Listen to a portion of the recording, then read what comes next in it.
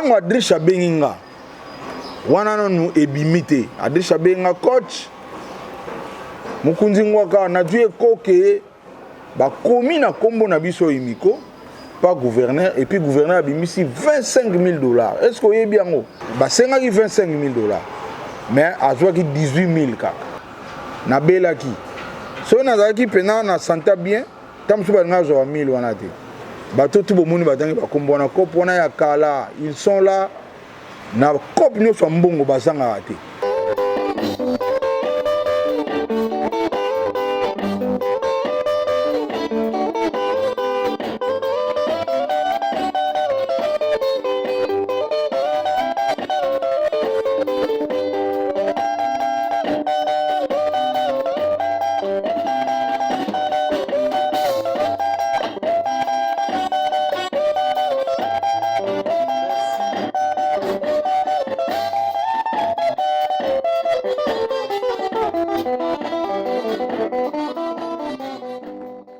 Merci beaucoup, amis internautes. Merci à tous les chevaliers et chevalières de la plume ici présents. C'est toujours au nom de l'association de presse en ligne du Congo, APELCO en sigle, dans le cadre de cette émission, cette conférence de presse qui est dénommée, intitulée Face à la presse, un concept de professionnels de médias en ligne qu'on a mis en place. Ça vous permet quand même d'avoir les informations fiables et nettes à ce qui concerne l'actualité culturelle, politique et tant d'autres. Et aujourd'hui, nous avons reçu pour vous, lui c'est un grand, un auteur-compositeur. Il est aussi arrangeur de sons, un ancien de la pire Bakuba, du fait Pépé Calais en Pagna. Il s'appelle Godé Lofombo. Personne n'ignore que le mois passé, on avait un grand problème à ce qui concerne l'obsèque de l'illustre disparu, le général de FAO. Il paraîtrait que Lofombo faisait partie du groupe qui ont détourné $25,000 qui a été offerte par le gouverneur de la ville, Jantiningo Bilambaka. Mais avant de lui donner la parole, je ne suis pas seul, je suis avec mon confrère au nom de Kax Kadima, à qui je salue. Kax Kadima. Merci beaucoup et merci à tout le monde, merci à tous les internautes et merci à tous nos téléspectateurs, merci d'être là. Aujourd'hui, nous allons recevoir pour vous Godé Lofombo, l'ancien de Empire Bakuba. Nous allons savoir beaucoup de choses, j'ose croire. Il va bien répondre à nos préoccupations. Restez toujours branchés et abonnés dans nos différentes chaînes que vous nous regardez. Merci beaucoup. Merci, moi c'est Junior Moyoabou, l'homme à la tunique de plusieurs couleurs et les moindres de tous. En respectant nos us et coutumes d'entrée de jeu, je salue déjà le président Lofombo. Je vous demande de rester toujours scotché, cimenté dans nos différentes chaînes et surtout que ça sera bilingue pour permettre une meilleure audition à qui que ce soit. Président Lofombo Mbote. Mbote, Junior. Je crois que c'est pour la toute première fois Toyambo au nom de l'association de presse en ligne. Je sais que ce n'était pas facile. Tant on a Komelio, tant on a Bengio, tu avais quand même des doutes. Pour nous, journaliste internet, c'est pas bien ça. Ni ne bombami na simaona ngana edition et le côté bombani to aka na besoin biso to pronara sur l'éthique na déontologie ba rumeur etamboli mandaloba ki waze kwa lobi Adricha lobi to aka même na besoin to yoka yope oloba mais d'entrée de jeu na pesio quand même temps au se présenter pas bato yo ba yoka okala ba mona okala ba misu batunaka Lofombo akenda wapi bamsu balobi komano ça na radio RTGA bamsu balobi komano ça na studio ya RTGA mais Lofombo qui est d'abord Lofombo et puis Lofombo azawapi. Merci et ça c'est mon ponanga na remercier Bino Apelco. Oui, na remercier Bino pour les lots nazan face ya public ba otalanga de partout dans le monde pour Bino bolingi pour Bino boboulé. Kobanda Lofombo naza congolais de père et de mère né et grandi na Bumbu. Ba parents nanga baza bato Congo central. So na ko kende loin bantango. Abe matcha volume hein. Volume na ser. Ba parents nanga bato Congo central. So na ko kende musika bantango de bango mibali. Et na koli na salle école primaire nanga Saint-Jean-Baptiste na Bumbu. Nake sala secondaire CO na Institut Bosembo lelo Institut Makelele na Bandal nasali humanité na nga na institut Mbaki pai na obtena diplôme na nga en pédagogie générale. Et pendant tout ce temps nazalaka mpe kaka musicien, donc nakombinaka classe na musique. Ezalaki mwa facile pour grand frère na nga propre azalaki deya musicien Shora Mbemba, donc baparent bakomplikaki nga mpena te. Et ntango naye kokóma na 6e des humanités nakoti Empire Bakuba, yango wana epermetaki soute na continuer bachik nakoma musicien ti lelo. Et puis père ya bana ebele et puis marié. Père à bana ebele, maman moko, maman ebele. Bana nyonso na maman moko, et puis lelo maman na tikaki biso et na bali famo naza na lelo siko. Merci beaucoup. Je vous signale que nous sommes dans cet espace qui est offert à travers ces grands mécènes, Major Bissadi Bizolo, Zolo Flat Hotel, les amis de théâtre. Les amis de théâtre, là je passe la parole à Kax Kadima. Merci à tout le monde. Maintenant nous allons passer à nos séances de questions. Je ne sais pas s'il y a des journalistes qui peuvent poser déjà des questions. Les chevaliers de la vie. Nana Sangara. Appelé la tigresse de la presse congolaise, donc la chaîne BCK TV et puis Vision officiel télévision. Question dans la préoccupation dans la mingi ezali par rapport à 25 000 toyokaki 25 000 $ et pesamaki ba musicien bakabo. Koyoka na kati toyoki président wa Zekwa alobi incorrectible atangi Lofombo atangi Adwisha azaki na kati boza ben correctible bino so ba pesi bino mbongo boko bisango quelque part au monite que na ndenge pe alobaki ya ben correctible wana et koki mwa ko kitisa no ko mutu mususu pa za na posa ta mususu ya ko coopérer na bino ko mona ke ko trahir wana ezaki première question. Et puis deuxième question ngeza ezaki par rapport ya mona Empire Bakuba lelo toso ka président Lofombo bimisaka album moko ya suka, si je me trompe pas, c'est déjà 3 ans au Toyo Kakali sous-souté musique ya président Lofombo. Empire Bakuba, oza mwana o banda ke pa ya Pepe Kale, loko la mwana. Mais le Toyo ka histoire Empire Bakuba ezala kali sous-souté. Est-ce que président Lofombo ba penser du sous lobby pe bakoyo ka Empire Bakuba ezala kali pa ya président Lofombo. Et le roni ozo kali sa pour Empire Bakuba. Merci. On a constaté un peu de négligence pour les alliés. Le débit a dit à Général Kassomo, comment je dirais, Général Defa ou Atika Kibiso, tout le monde qui est musicien, négligé, mais quand on a attendu, le gouverneur à s'impliquer par rapport à Yambongo, les musiciens est vraiment ébélé, toujours on a discuté des détournements. Et on se pose la question, jusqu'à présent, ça ne fait pas vraiment de l'ampleur. Or, Kaska Somotoye, billet à bêta chanson, ou Kanga, si ça veut dire, qui a attiqué d'ailleurs l'attention de notre ex-président Joseph Kabila de savoir qu'est-ce que cela signifie si ça veut dire. Mais maintenant, vous godez le fond. Kaska Somo, je ne pense pas que nous avons beau. Quel est votre rapport, quelle est votre organisation par rapport à Yamatanganae, mais vous allez préparer. Je n'ai qu'une seule question pour le moment. La question est payée quand on fait 25 000 $, vous allez qu'il y a un cadre en temps. Et comment il y a une idée on a comment se défendre comme je sais que le président vous n'avez pas de partager parce que et comment il y a le niveau au câble 1 000, 8 000, 5 000 combien le niveau on a merci. Je vais répondre à Sangara, la tigresse.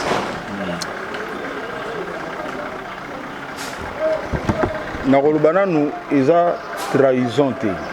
Omoni toza batu mutu na mutata na éducation na ye. Mutu na mutu auta de quelque part. Nde toza boye to reflectaka image ya ba parents na biso. Parents nyonso tanga bota mona na ye akotsa ke pe mo ba éducation de base. Nde tinga parents na ngai yebisa ngai oza na kombo Mbemba. Mbemba wana eza ndeke. Mbemba na français batu ba yebeza aigle. Donc ngane naza bwena Mbemba.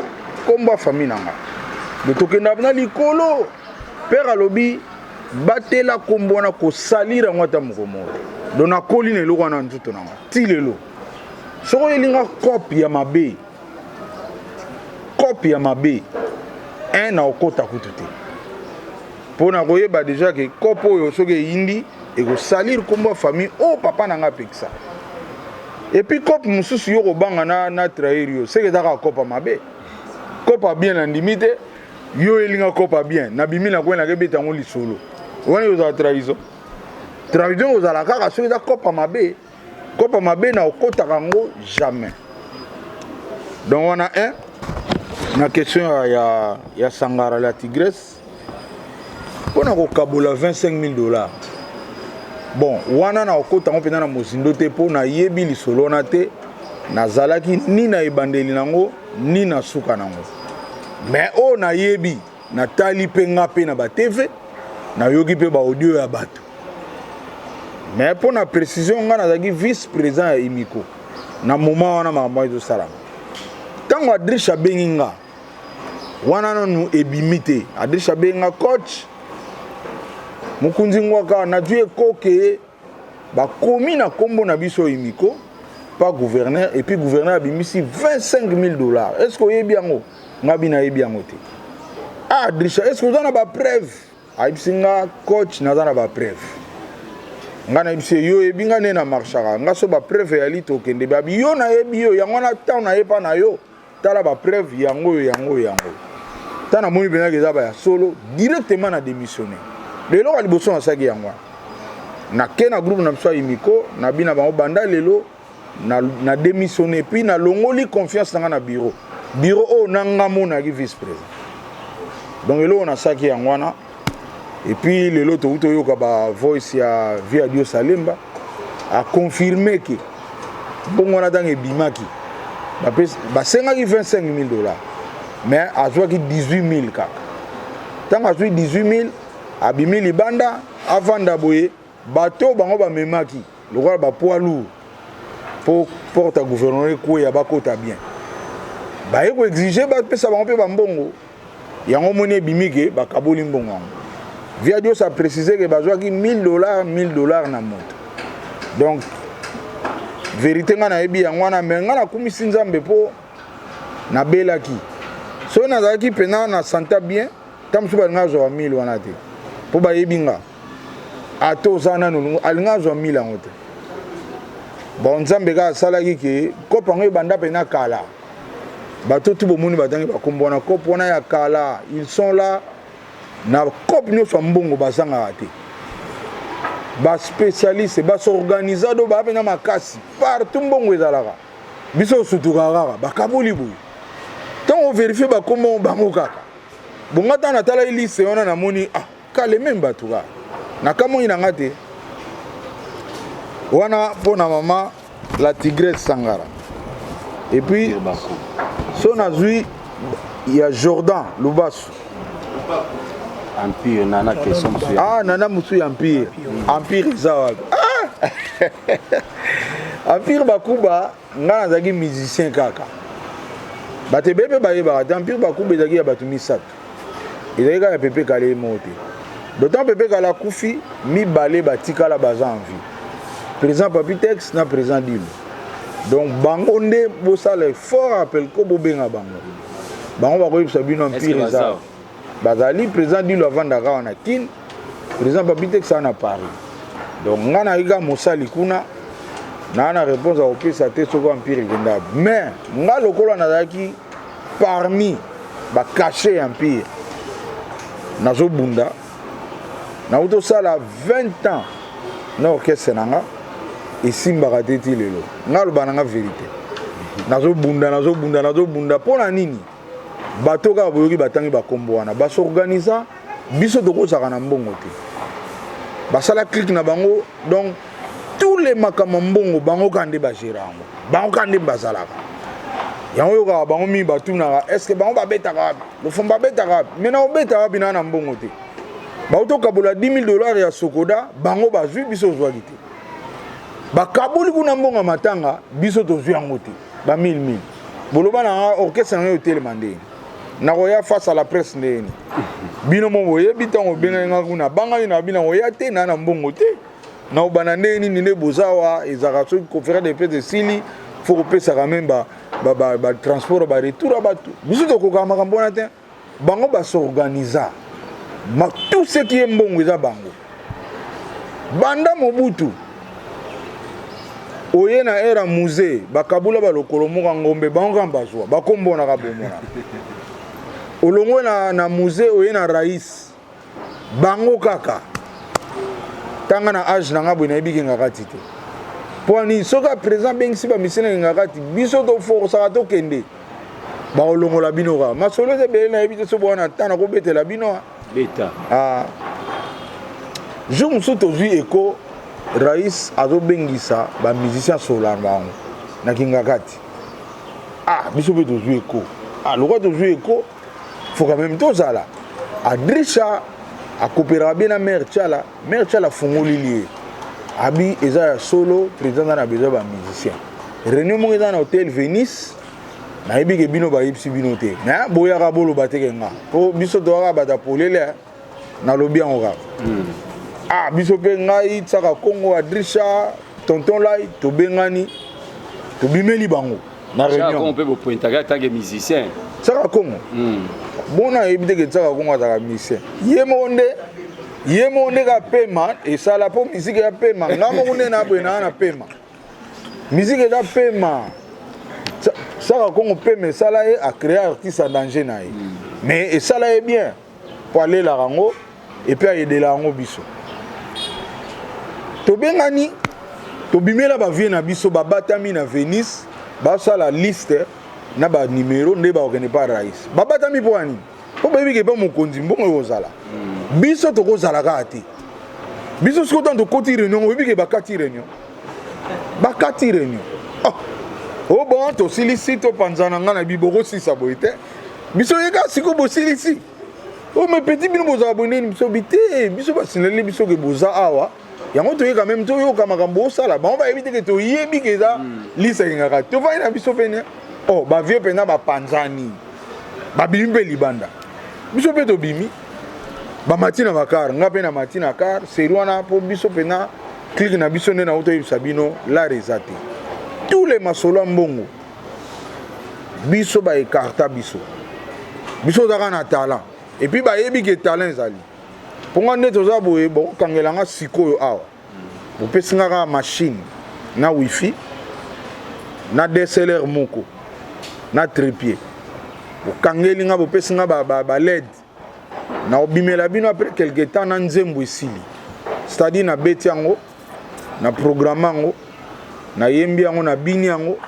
na montango et puis bokele eksana ba télé mon niveau na zaka nango bayebi ke muto ya kozana mbongo te clique na nga ona zaka na bango ba drisha ba sampayo ba gimole ba bon chanteur or parmi ba vena biso belé pe bana ba mbongo ba pe na ba succès mais na musala na yeso kaza chanteur ke ba omona pe ba classer boye akekota 500e mais bango siko ba jouer ba mbongo ba s'organiser biso to kozana l'arte ba vie ba matina car ngape na matina car ba démarrer ngape na démarrer ba pusani ngape na landi obi ke ba telemi petit nini absolument to landa ka bino or que siko fo ba kene na cyber ba betsa liste et kendiki ngakati siko ba moni bina depuis 17h ti ba 19h moins na Hollande bango partout ba craquer ba kena cyber mo ezaka na nzela ya ministère ya finance cyber mo ezaka na coin wana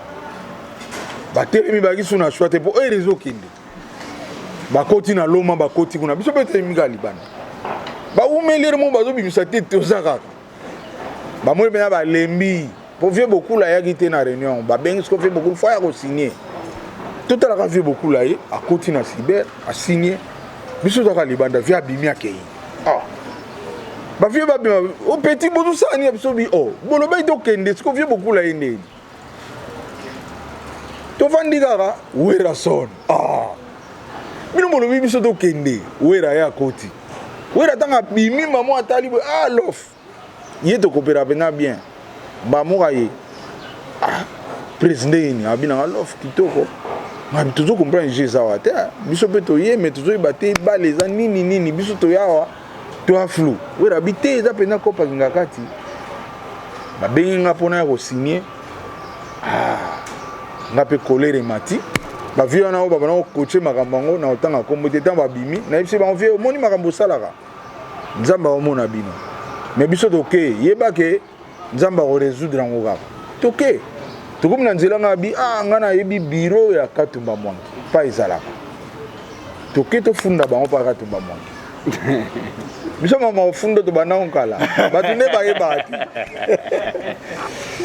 toke pa Katumba Mwangi biso tu ba léopard tokomi na bataka Katumba Mwangi bayambi biso affaire ninga bi non mokonzi to jwe koke mokonzi azolinga yamba bato en tout cas bato banda yamba bato biso tokendaka te biso pe mbalo to lito sala to ba makam nini ba sola po biso pe to ba misien baboyi bino bozala baboyi ba bozonga na bino to démarrer car to zongi dans nzela kana mona ba vie no ba benga na biso na mona ka moko na nga bengi alo gode zo bato no boya osigner do ba gangeli ba ona likolo to ke boza bo to na RTNC to ina RTNC tokuta bango tu ba star nyoso Congo ba osignaka biso pe toye wana to signer to cheba numéro tokela la to bi sili balo pena na kingaka di tozala quelque temps après je me suis na la mugi na parler na mona Dominique Mabwa benga alo mbuta oza kingaka tinga bité nini abi mokonza yambi batu lelo bakimi biso kaka tala baza mitema mabe mona ebisi bino non mais oyoka bango na ba conférence de presse na ba beta rapi to beta rapi o zombon instrument rapi o louer bar ya répétition wapi o pesa ba mission nini pour mbongo tu eza na ba s'organiser donner to za boye biso masolo mbongo so yoki masolo mbongo biso za esuki na $200 so ba bengi yo jour wana ba yebika aweza mama ba 200 mais o pena makamba ko banda 1000 o bano kende exclu yango no moni nzamba zo sala ke lelo nzamba bano bimisa ba polele donc nzamba décider pena ba polele mutu musubo mona ke mo santu ye mutu malamu mais kombo na liste ebimi ba musubo ba kombo na ebimi te c'est pour bientôt pour ça maka nzambe mda planifier ngo to bano ye ba bango moko mo bo vani bina ndako ko piquer crise na ye ata mbalo ba kombo itanga ba musubo ndimi te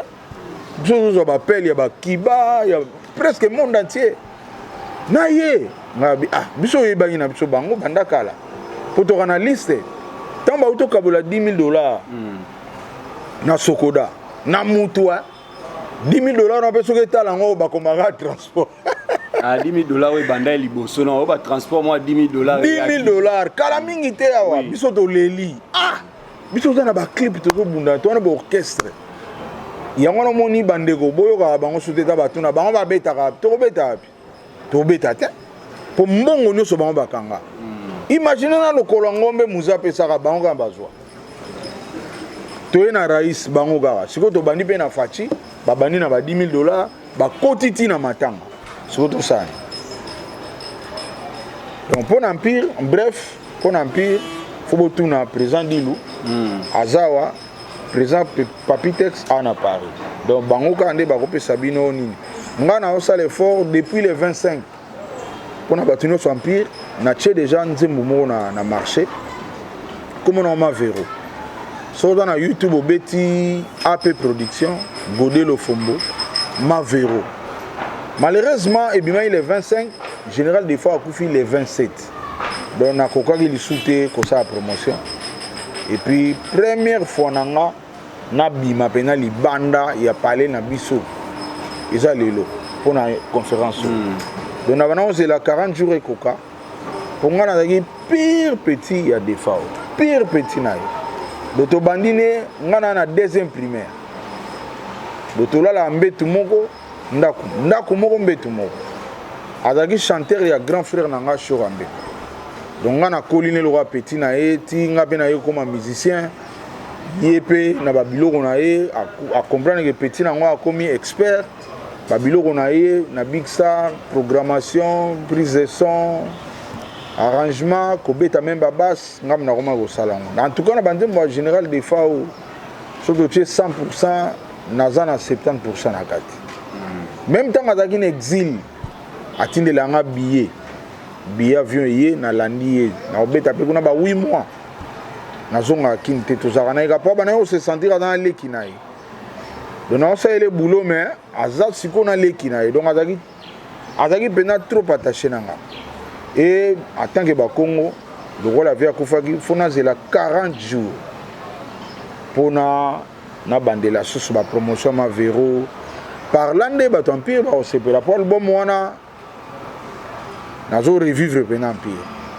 ba yo ka musique pena oyo bato empire ba lela musique na biso kinda bi bo sentir ngo et puis comme artiste et tout Nathalie Pelelo kilelo ezalit to boyate kilelo ezali na lugi pe ba parolier na sombi pe banzembu comment ba payer nga na payer raté na vani na grand prêtre mon amoni parolier moi à côté oh yo te ka banzembu ngate o vieux zo pe o nga be na zuit donc album ndeti parolier ni po ba grand prêtre ba tala nga na bomba raté Yulu fiston Yulu oui a coopéré na ye pesinga de na album na nga o na Francis Wandane Francis Wandane pas pesinga en tout cas pour l'album si pas pesinga mais banzemo écoute l'album ezaka bango dena oui Francis Wandane na fiston Yulu donc côté wana bozala ya osepela bao balingi kilelo baoyoka bato empire pe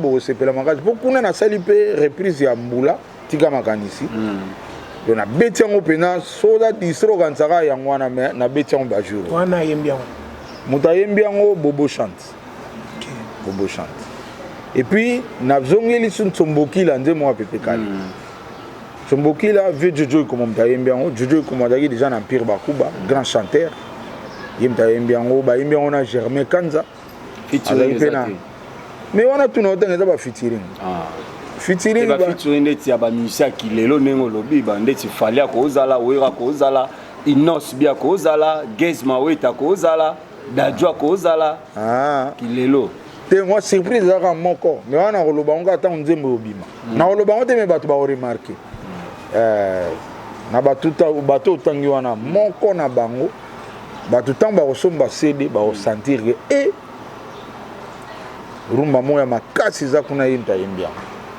donc yo ça non ndeti vie lutumba yo komika ka ba yembi to yo mopo simba micro yembi te omoninga naza bassiste boza fier na nga pardon ndena abona rapena na bendela mboko naza parmi na monde azoba pour Afrique déjà na presque likolo makasi siko na monde talaka tango za likolo na Afrique donc c'est goza na monde siko na mona ka sona ke koyemba koyemba na mvutima mo sa na te okotika bast siko na koyemba wana ba chanteur ba lekinga bazé beli eza ko lokati otiki bena place oza na top ok na yo siko oza na sima ba bon chanteur lokola ba Ferré ba Carlito ba Manda chante yo za siko na scène ba Drisha yo za siko na scène o monte ko loka eza elengite ya on a linga ko to meka ngote donga na zaka na basse pa yo na za mieux placé na Afrika wa toza na mso mingi te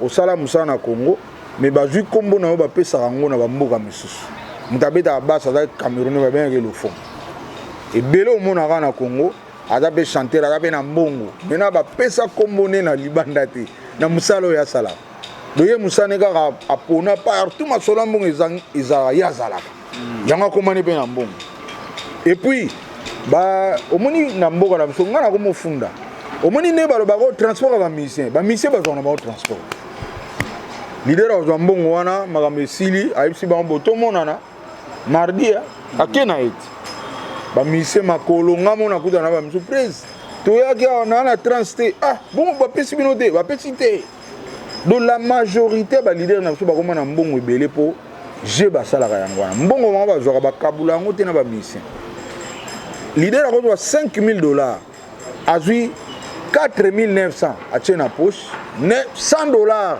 abengi bamisien baata mosu 30 bon bokabula oyo omoni vite omena nga mo mpe naki misien me nga soko omoni na omata pena te na mbongo po place ya masolo ya mbongo na balongolanga et puis chaque fois nakutanaka na mwa mbongo ya orchestre nakabula yango na bamisien donc naozonga pale na bana na femme balingi d'orchestre te pour ya outi concert moyino na mbongo te moni yango ezosala ke biso tozala nanu moyen kaka tozodébrie bambongo mpena eza te mais bango nazoyebisa bino soki azwi $5,000 $4,900 ya ye moto aninga na opeye carte le question ya Jordan Lubasu de ya Kaska Songo Luba paix à son âme. Kaska Songo akufi na moment oyo bamisien nungu eza makasi et puis bakangi misusu na mama mbongo donc toza pena na aire moko nzambe alimbisa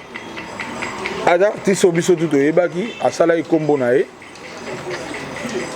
nzambe kaka yebi ndenge nini akokundama pour le moment bamisien towana mission okota biro nini nango okende na lettre na biro nini ke boko okota na biro mosusu babuto moko ezaka na se monaka fini bato yango bango oyo baliaka bambongo ebembe bamila baye bazwi yo mikolo mpo mona mission ke démarche ya makambo ebembe eza pasi ya pasi makasi imiko biso moko toza deja na désordre po bandaka bambongo wana eliami epesi mpena désordre osakana te réunion eza te donc Kaska Songo nzambe kaka ezaka ndenge ezalaka ke bozwi liwame bozongo ere couvre-feu yokani baolelo libanda baolelo te donc nde Kaska Songo azwani mais nzambe akosala baoyo baza na bamoyen ta mosu ekobimaka mais ndenge ezalaka mpena ke imiko bokosangani 3 bokebeta porte na bureau ya gouverneur lelo ya pas fo batika temps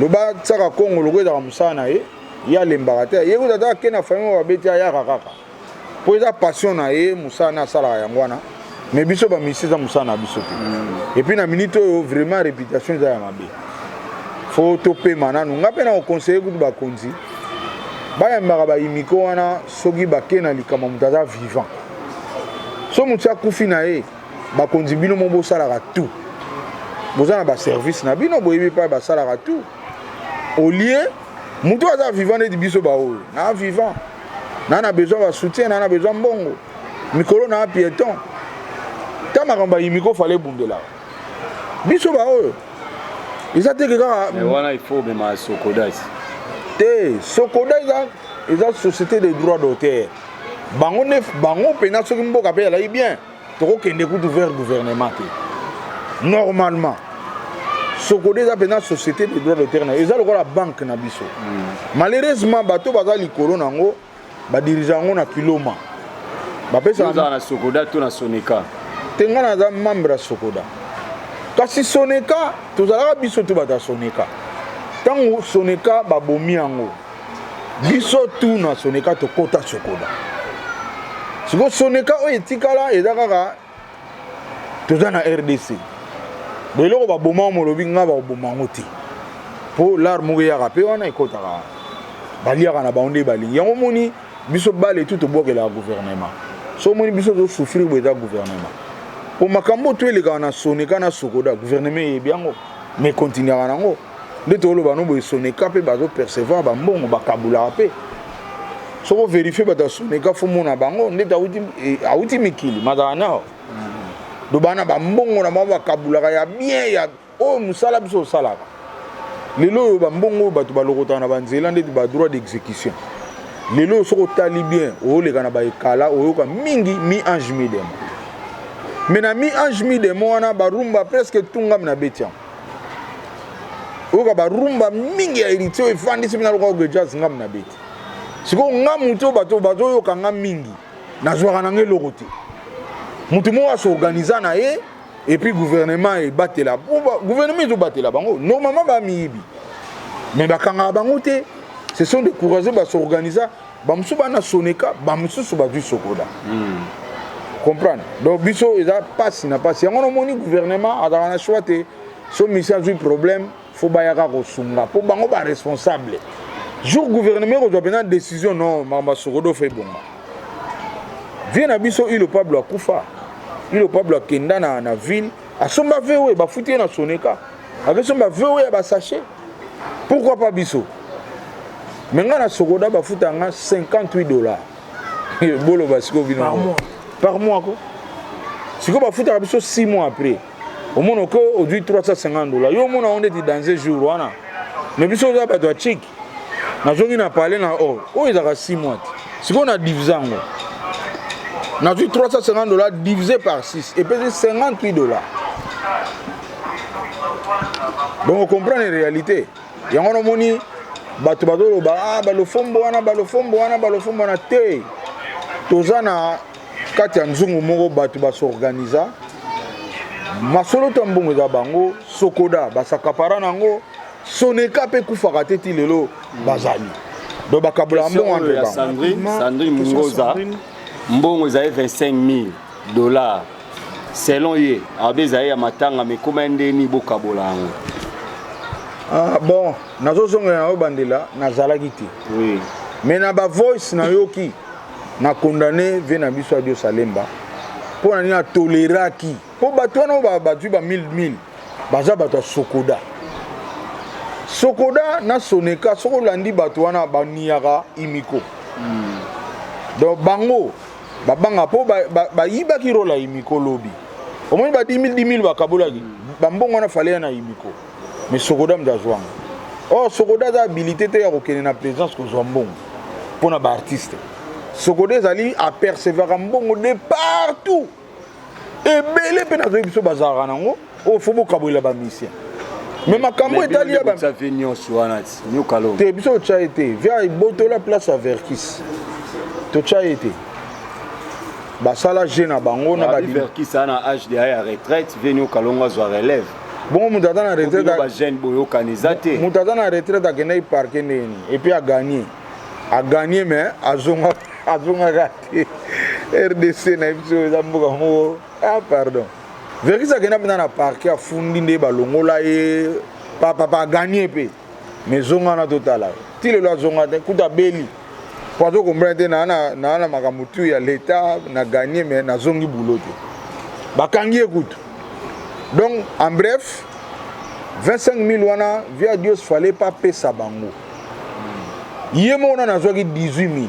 Mais manda obe zambongo ba transport, ezala ki désigné matanga te. Yo car ni no yebi na mboko yo ba futa ma $500.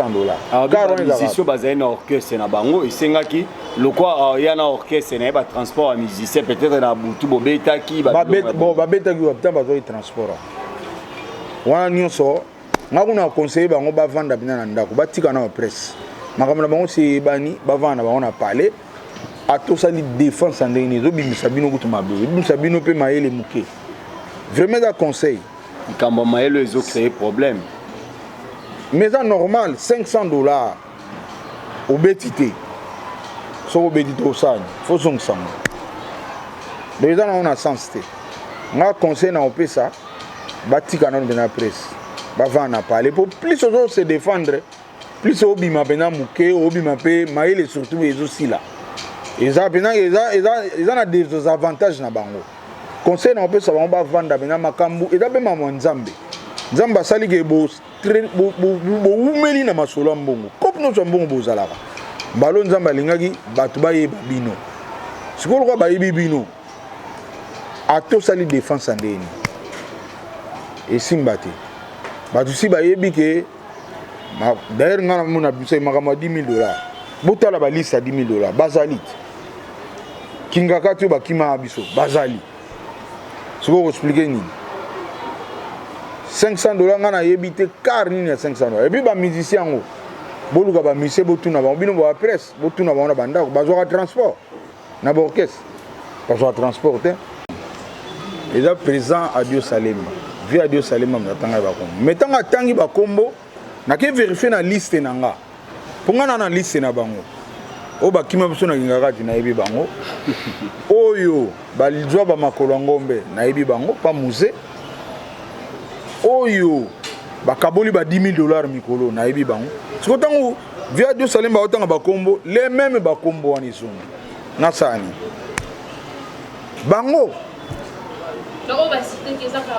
bango kaka banani susu bakombo naka oyoki wana bango wana nde mpona ketala ata bino bosala pe monde babengaka wana kaka bosolo moto asala yango investigation bosalaka yango mpe boke vérifie boke na liste ya sokoda bopesaka ba $10,000 na banani bokoyeba tel ntango oya kotala liste oyo omona yeba se bango kaka Juba bengana biso na ngaka jo bakima biso.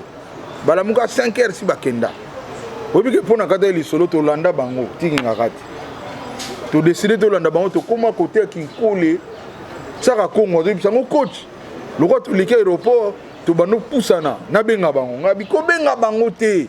Saka Congo salaire ra benga bango. Bobebi a to ana nzela to nto koma. Tanga katika téléphone car na mfe kufu. To fungula coffre be kuro ekatani. Ba utaki ngakati ba doubler biso wana ba oleka biso. Ngana obelela wa ba oleka biso. Ba te matin tabaza ba méchant mona te. Do ba s'organiser tout ce qui est mbongo ka bango. Nga pena na mawate ata mokiti. Za nzambe mutala to souffrir mama. La bio. Biso mbongo to zwara ngote. Soki lo fumona masolo mo mbongo donc descend. Ko liano sila nonga le même jour. Ba mbongo bena ba kabula 5000 na mutu. 10 000 $1000. Lo fumba ozala wana te. To limite. Siko to funda bango na ba TV to sala be mission eloko ebujaka te. Na kendati IGF o boyoki révolution culturelle. Ngande mutu na bimsaki idée ya IGF. Na kata révolution culturelle et puis révolution culturelle est appuyée nga to keti IGF. To funda bango na IGF. Ti lelo to zwa eloko te. Siko nga kuna lembaki déjà na mona ka nzamba laksi bango. Siko na sani. Ngana ofinika bango elamba. Na ko aider bango na makambo wana te. Pour l'album, il y a Général Defao. Na lobaki nazolo bango tout.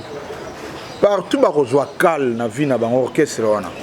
Le fombotan na zana no vivant. Ngana leki ya Général Defao boyamba. En bref ka yango. Partout ba kozwa kal ngana za. Arrive à Maître Gims.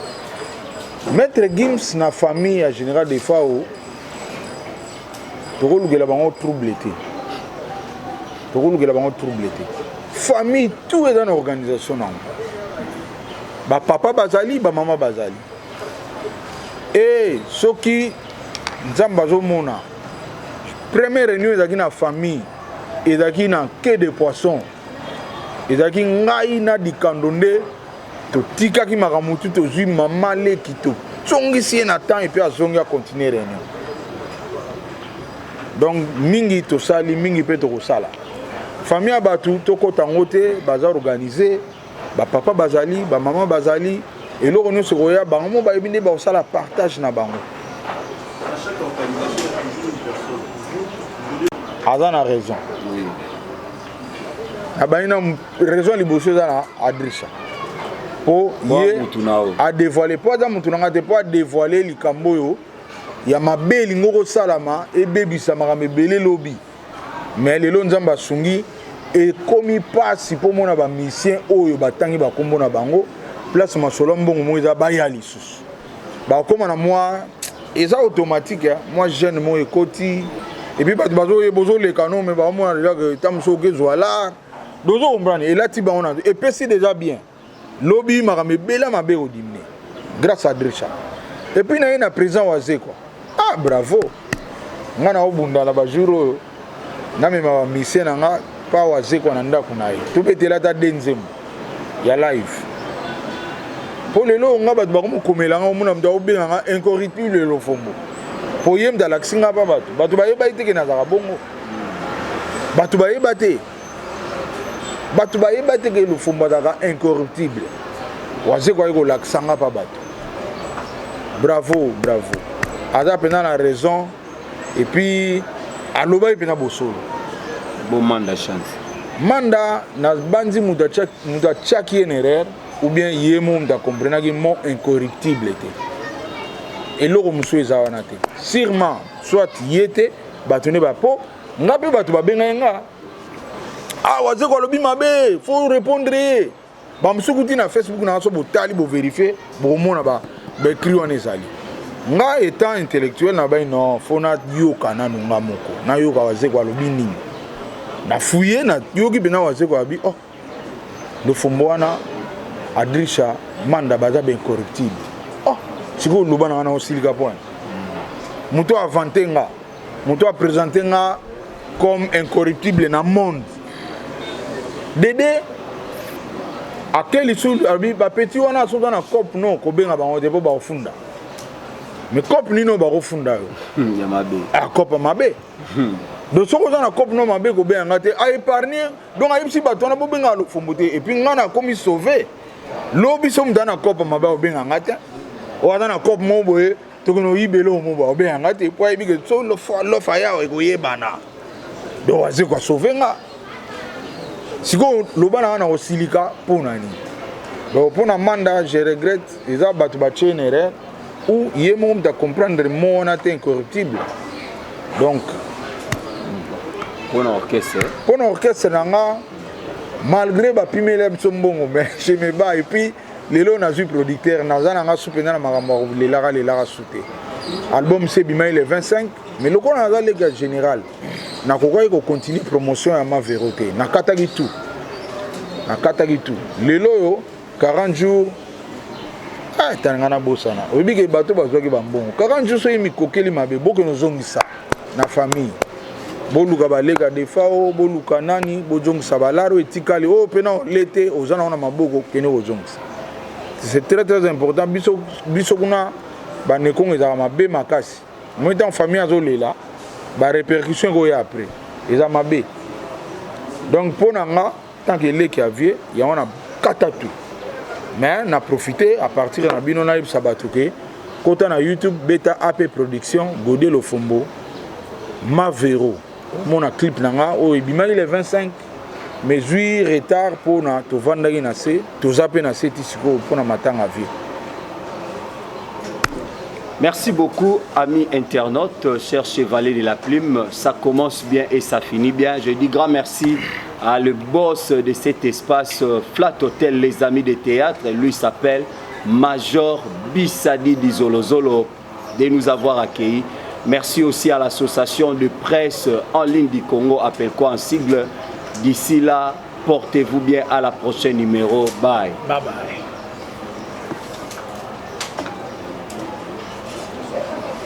On se défendre bien. Très bien.